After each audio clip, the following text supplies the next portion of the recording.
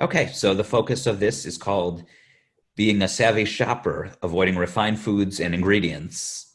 And like I said before, this is something that appeals a lot to me about Weston A. Price Foundation is learning more about avoiding refined foods because they really taught me about a lot of the refined foods that I didn't know before that there were these great alternatives, and that's what I got into the Weston A. Price Foundation for, and became a member of. So a big part of my blog is covering conferences, expos, and festivals. And I've gotten to meet a lot of different entrepreneurs of a lot of the products at these different ones. So here's a sample of some of the ones that I've been to and some of the people that I've met. And this topic is a part of a bigger topic. It's the Weston A. Price has the 11 Wise Traditions principles. This is something that they've been focusing on all year. They've been doing Zoom meetings where Sally talks about the different ones. And this is the first one. Principle one is avoid all refined and denatured food. And it's a rather broad category, but there were three things that Sally talked about in her Zoom thing. So I'm going to be talking about those as well in mine.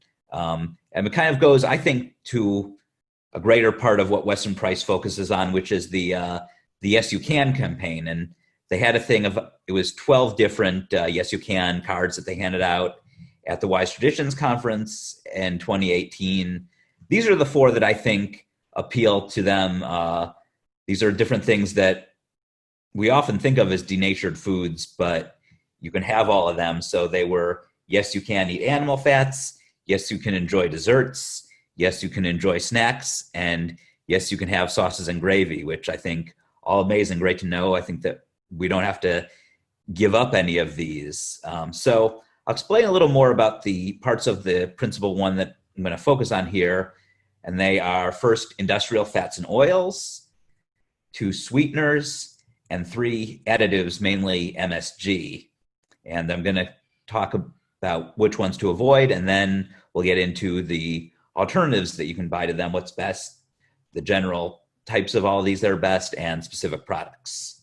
So in finding nutrient-dense foods, I think there's two things to remember as the first way to find them. First is making as much food as you can from scratch. And the second is buying ingredients and or nutrient-dense products from farmers markets. So first off, going with make as much food as you can from scratch. And that's something that I think differs person to person, because I know some have more time than others. So, that's just kind of use your judgment for doing that as much as you can. But fortunately, we are seeing better versions of all of these foods that we typically thought of as the worst. And a lot of them you can find at farmers markets. You do have to be careful because not everything at a farmer's market, when it's these products, is necessarily sustainable and nutrient dense. So you can't judge it just because it's from a farmer's market. You got to read the labels and ask questions. Oh, I do a lot of that. But you do see a lot of those. And if it's one at a farmer's market, the good thing about that is it means it's a smaller company. So you're buying from family-run businesses. And a lot of them also then get bigger. A lot of these products, these natural products that you find, a lot of them did start just by selling them at farmers markets. So we're going to get into the healthy fats and oils and talk about the ones to have and the ones to avoid. So the best ones for cooking are saturated fats.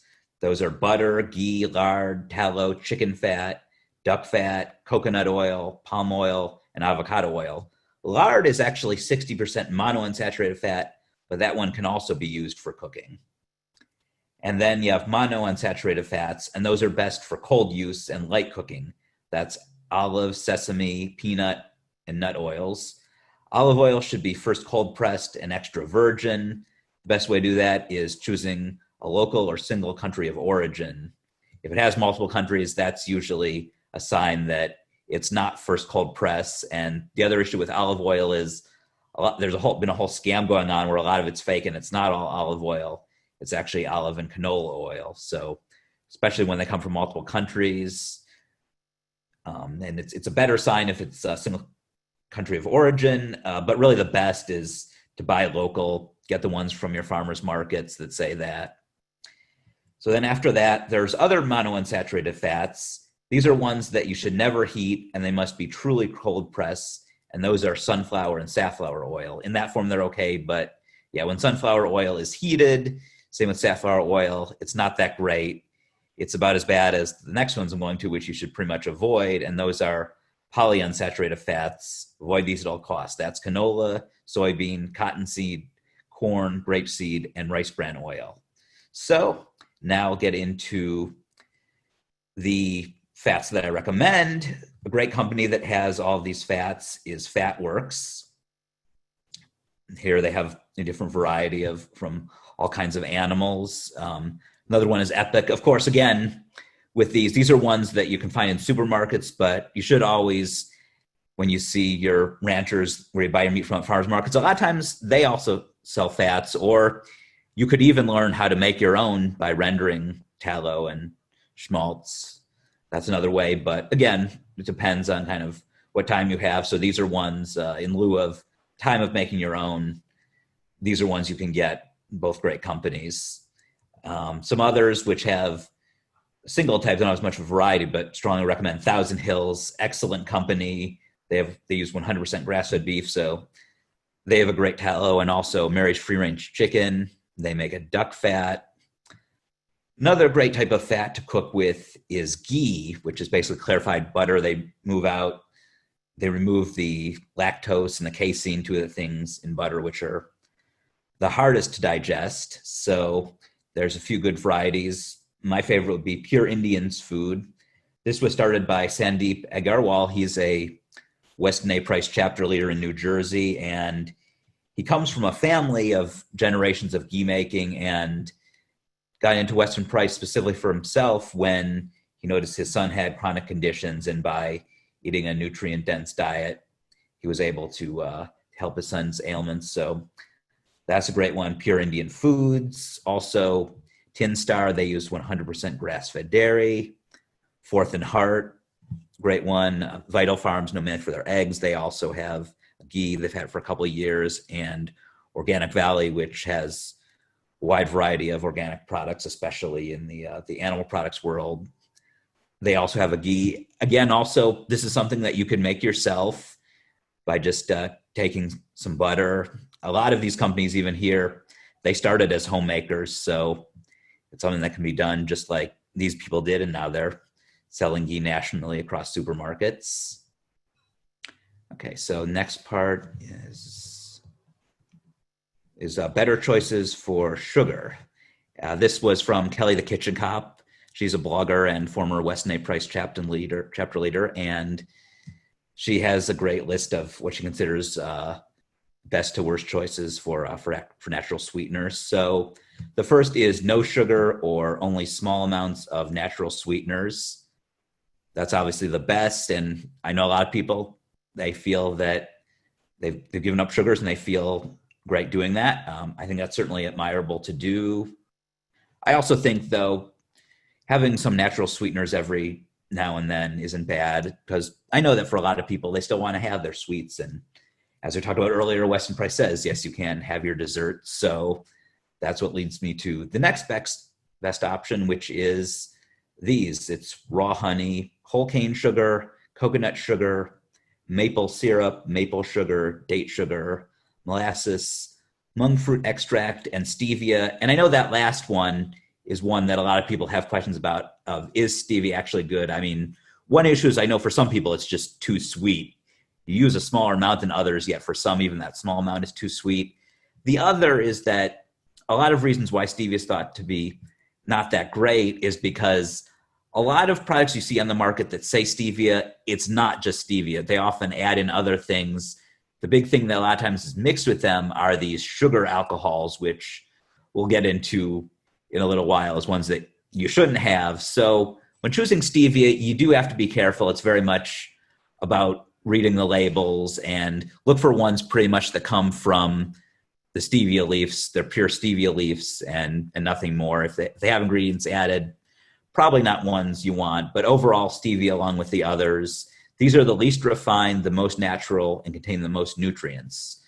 So next we have then turbinado organic regular cane sugar and evaporated cane juice. And all of these, they're non-GMO, so they have that plus. You're not getting any of the GMOs that are found in the next variety of sugars we're going to talk about, which are the ones you should avoid if at all possible. And that's regular refined white table sugar or brown sugar. These refined sugars have no nutrients left in them at all and often come from GMO sugar beets. And lastly, these are the ones which you definitely want to avoid because they're the most processed: agave nectar, high fructose corn syrup, xylitol and erythritol. Those are the sugar alcohols, and the artificial sugars such as Splenda, aspartame, and NutraSweet. These are all highly processed. Agave nectar does come from something natural, but still it's very refined and worth avoiding. And the others, they're pretty much not real at all. Those are pretty much made in labs. So in terms of natural sweeteners, probably the best one you can get is honey, and even more specific, local honey, because honey, it's the one that's recommended for the GAPS diet, and it has the most nutrients of any of them. And local honey is best because there's a lot of health nutrients of eating honey that was grown very close to where you live. This is something that you can often find at your local farmers markets. You can find local beekeepers selling honey. So that's the best one. If you don't, though, have access to a farmer's market where you can get honey, there are some good organic honeys available in supermarkets.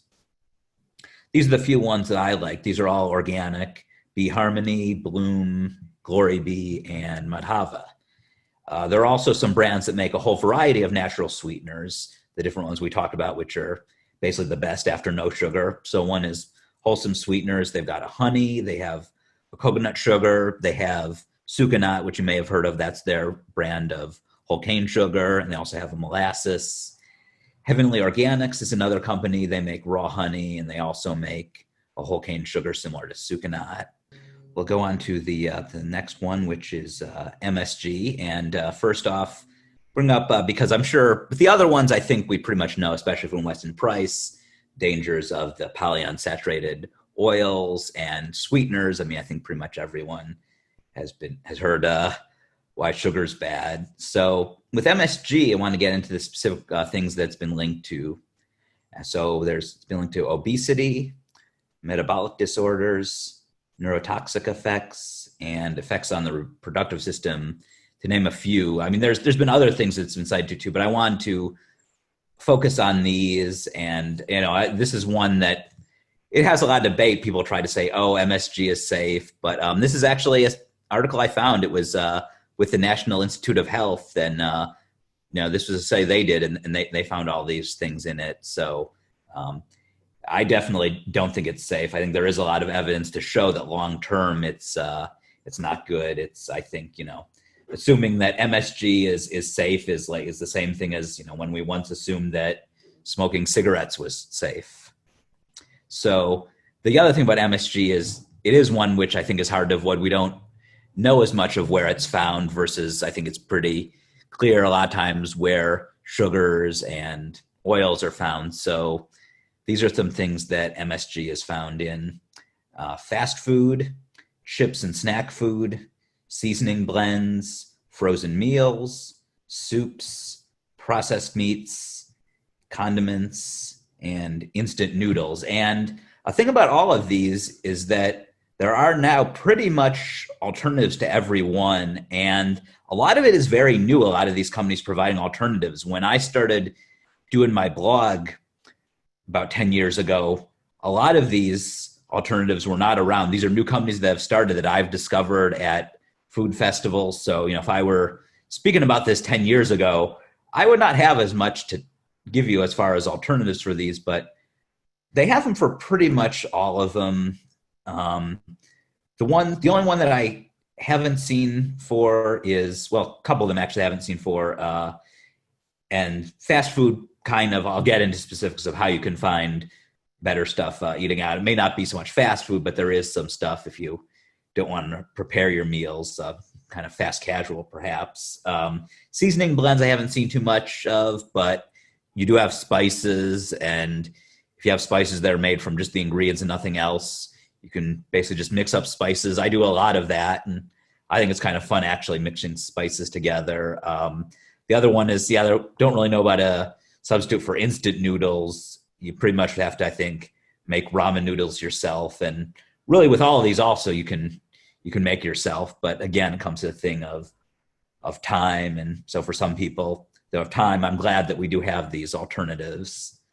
Another thing about avoiding MSG is that the ingredient MSG isn't always listed directly. So there are a number of ingredients that have MSG in them that we may not realize. So one is carrageenan, there's citric acid, cornstarch, flavorings, and that's also natural flavorings, or it may say a specific flavor. If it says flavor, it typically means MSG, meaning it was made in a lab. They don't actually use the food to get the flavor. Otherwise, they would just say that they list the food as the ingredient.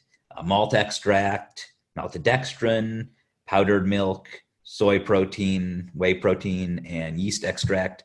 And another reason to avoid MSG is that a lot of MSG ingredients are also GMO. So by avoiding MSG, we're also avoiding genetically modified foods. I think some of them, it's pretty obvious that they'd be GMO: cornstarch, soy protein.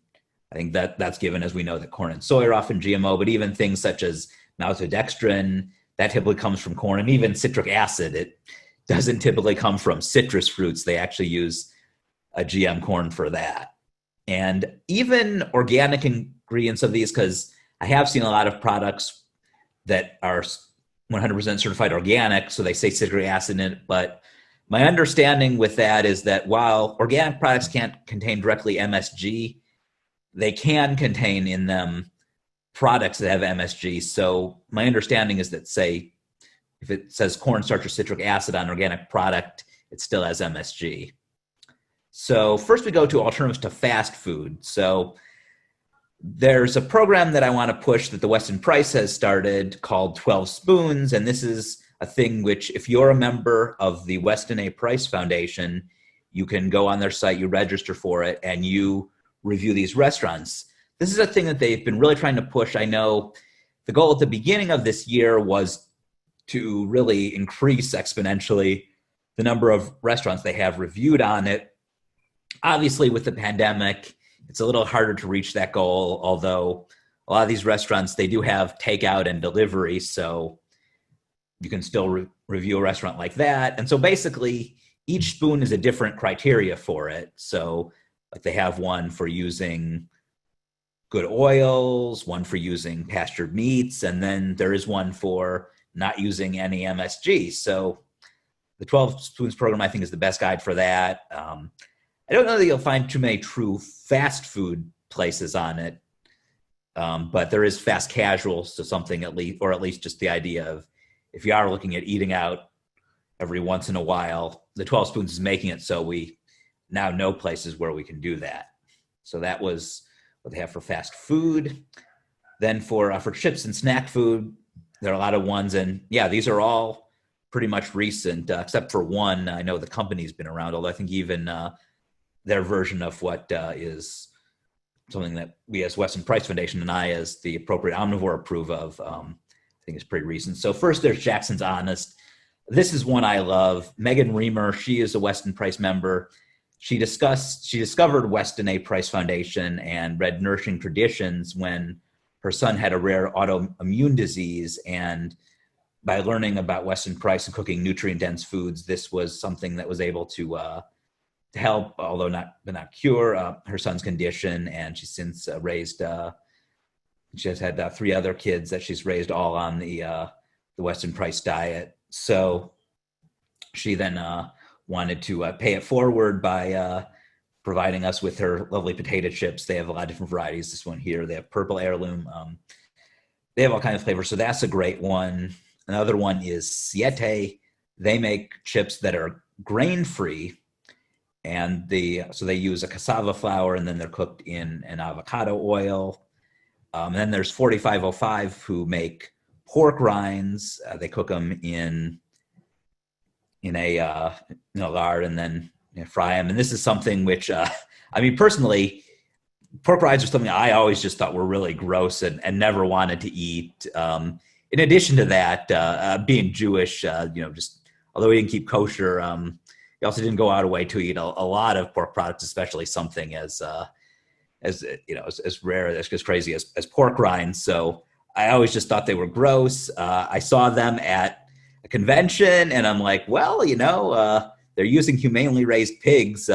Maybe I should actually give pork rinds a try. So I did, and I love them, and I think that makes a great snack. There's also Boulder Canyon, and these last two are ones that not all of theirs are perfect because some of them use more conventional oils, but Boulder Canyon, they do have a coconut, and they also have an avocado oil. You also have to read their ingredients because I have seen some of theirs with some of the flavors do have some of the things that contain MSG in it. So again, that goes to reading labels. And similar with Kettle Brand, because their avocado oil is one of their newer ones. Typically, their ones have included more conventional, typically a combination of like sunflower and canola oil, but they do have a few that are cooked all in avocado oil. And then nutrient-dense frozen meals. I mean, this is an amazing thing because these are all very new. I think pretty much all these are in like the past 5 years. It's something that I think was long overdue. A fellow blogger that I know, he talked about how he always prefers to make his meals from scratch because he didn't trust any frozen meals, which I agreed with him completely that you want to make your meals from scratch. And I still do make most of my meals from scratch. But I was saying to him, I said, considering some people don't have the time, I really wish there were products that made nutrient-dense frozen meals. And he actually agreed with me that, that would be a good idea for those people. And shortly after saying it, it came true that there were a number of them. So these are the ones that I recommend. There's Beatnik, Grandcestors, and Primitive Feast. So next we get into bone broths. Of course, this one is one you can make yourself. And I imagine a lot of you probably do that. I know that Western Price Foundation is big on making bone broth, so you can do that. But again, that one is a very time-consuming thing because you typically cook it at the least for like 24 hours, and you may cook it for as much as 48. So this has been a growing line of products that we've seen.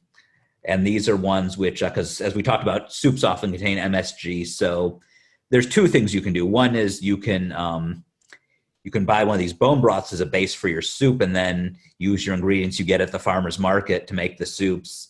Also, a lot of these companies that I've listed here, they also have started selling pre-made soups with their bone broth too. So those companies are Bare Bones, Bonafide, Also Good, and Kettle and Fire. So next we get into deli meats, and there's a lot of choices for this. A lot of times ranchers that you get at your farmer's market, they may make a few of them. They might have some cured meats, such as like a roast beef, or I know a lot of them have hot dogs. Hot dogs are a pretty wide product, and we're just seeing more. And this is actually, for those of you who don't know, July is National Hot Dog Month, recognized by the National Hot Dog and Sausage Council. And I've been doing a thing on my blog of the best 100% grass-fed hot dogs. I did it last year, very popular article, and I updated it for this year, and last year it was 12, and I was pleased that since then I found 4 more. So there are a total of, as far as ones you can buy nationally in stores, there are 16 100% grass-fed hot dogs, which I think is amazing. So I listed True Story here. They're one of the ones that have it, and actually a couple of these other companies have those too, but I wanted to list some of their other products. So like Applegate and Organic Valley, they have hot dogs, but they also have roast beef and all other kinds of things. D-Still, they're a good source for pasture-raised turkey. And then a few other deli meats then when we get into the Italian cured porks, these are a few good companies: Creminelli, La Quercia, and Ali. And another area which also still very new, these are condiments with cleaner ingredients. We've got the New Primal. They were a company, they actually started as making grass-fed beef jerky, and kind of surprised them a little when they decided to make the next round going into condiments, but they felt that they wanted to appeal to the plant-based community as well as those who make meat. So they offer condiments. Of course, their condiments, there's a lot of different groups that they've condiments focusing on. So the barbecue sauce, that one obviously is more for the paleo and Western price crowd because they infuse that with bone broth. And then they have a couple different ketchups. Here they have a ketchup which just uses natural sweetener, but I know they also have a ketchup for those avoiding nightshades. They have a ketchup made of carrots, and they also have a nightshade-friendly mustard too. They leave out the wine, and there's no black pepper in their mustard for that. And there's Steve's Paleo Goods. They have a number of condiments, and they make things such as barbecue sauce and ketchup, which is free of any sugars. They just use fruits to sweeten it. And Primal Kitchen, Mark Sisson of Mark's Daily Apple, he's got a wide variety of them. They make a lot of stuff too, but it was actually mayo that they started with before they expanded into making collagen products. And they've since expanded into a lot of different types of condiments and salad dressings. So here are a few: the unsweetened ketchup. They have a mayo that uses avocado oil, and there's a couple more of the condiments. So there's Red Duck. This is a great company started by 3 women who were friends in college, and they started with making a cleaner barbecue sauce because barbecue sauce is something which even the organic ones I've found have a lot of these, so-called organic, so-called natural ingredients that I don't know what the names mean. And when I saw theirs, I was like, wow, here's actually an organic barbecue sauce that has not that many ingredients and everyone in it I recognize. And then there's also Tessemae's, and there's Crewmade Foods, which is a company that has barbecue sauce and ketchups with either no added sugar or a low sugar. This goes to where to buy nutrient-dense foods and ingredients. So going to start with CSAs, which that is basically you're paying the farmer up front for what they're going to grow, and then depending on what's in season. And for CSAs, I recommend actually for those of you in the Marin area, on their website, they have a great list of local CSAs. So I recommend going to that. And similar with farmers markets, your chapter, I love that you provide that there. Next, we go to online stores. And first, there's Farm Fresh to You and Imperfect Foods, which those are somewhat similar models to CSAs, but I include them as more online stores because they go a little further. To me, a CSA is where you're pretty much just paying for food like from that farm, and it's more of a local. These, they do have farmers that they work with and sell based on what's in season. And in the case of Imperfect Foods, they also do a thing of selling what they call ugly produce that they think won't sell, as well as produce that there's an abundance of. So, imperfect produce is a great thing for eliminating food waste. Those companies, though, they also go beyond just selling those produce boxes, and you can get a lot of other products from them, from meats to then, a lot of them, they have these salad dressings and flours and all kinds of things on their store too. Another one is Green Pastures, and there's Radiant Life. These are both big Weston Price supporters. You may have seen them if you've attended the Wise Traditions Conference. Green Pastures for their fermented cod liver oil, and Radiant Life for their water filtration systems, both for the sink and for your whole house. And as they're big supporters of Weston Price and Wise Traditions, they sell a number of other products on their site, such as some good oils you can cook in and other Weston A price-friendly foods. So those are worth a look at. Similar with U.S. Wellness, they also they have some tallows from their animals, and they sell a variety of other products, non-meat products too, on their website. Healthy Traditions, that's a good general site for a lot of different products. There's also Thrive Market, they're a good online store, Wild Mountain Paleo, Azure Standard, and Vitacost.